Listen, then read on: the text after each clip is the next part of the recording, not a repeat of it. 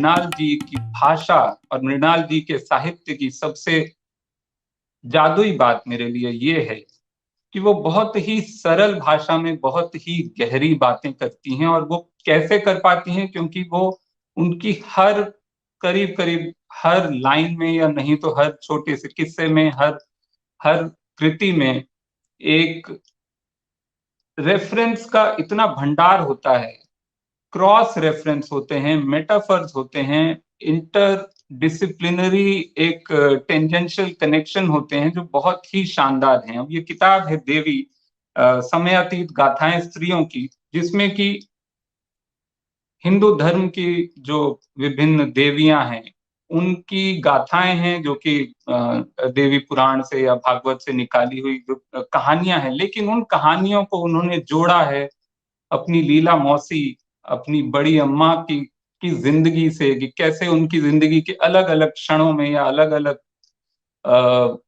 समय में अलग अलग देवियों से उनकी जिंदगी कैसे जुड़ती गई, और अलग अलग देवियों के जो संघर्ष थे वो उनकी लीला मौसी या बड़ी अम्मा की जिंदगी में आए। जुन्हो, जुन्हो मतलब जाऊं जी। उत्तराखंड के जंगलों में बहु पाखी दबे स्वर में पूछती है, जुन्हो, भोल भोल। भोल अर्थात कल। उड़ती हुई सास पाखी का कड़ा स्वर उभरता है, कल।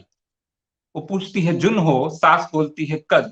कहानी यह है कि मर्द मैदानों की तरफ चले गए थे, घर में रह गई बस सास बहू।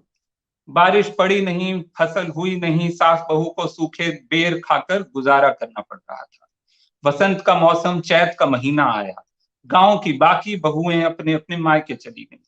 बहू रोज अपनी हमजोलियों को जाते देखती और सास से पूछती, मैं भी मायके हो आऊं, आंगन में उगे काफल खा आऊं। लेकिन सास गुर्रा उठती, बोलती भोल, कल। जवान चुस्त हाथ पैर वाली बहू भी चली गई तो पेड़ों पर चढ़कर टहनियां हिलाकर बेर कौन झाड़ेगा? भोल, वह कहती भोल भोल। कहते हैं भूख से आखिर दोनों मर गईं, और दो पाखी बनकर, पक्षी बनकर सदियों से वही सवाल जवाब दोहरा रही है।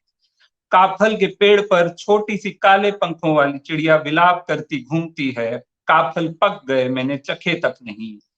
फिर सिर टेढ़ा करके पूछती है, जुन्हो, भोल। जंगल के अंधेरे अंतर में कहीं सास का स्वर आता है, भोल। युवतियां उस भोल का इंतजार करती हैं जो कभी नहीं आएगा। स्वागत है आपका इस खोए फटेहाल संसार में, जहां देवियां, कन्याओं, वेश्याओं, फेरी वालियों, भिखारिनों और परिवार की कंगाल मुखिया बनकर स्वतंत्र विचरण करती घूम रही है। यहाँ भोजन का हर दुर्लभ ग्रास पवित्र है, और नमक का एक कण भी बर्बाद करना पाप है।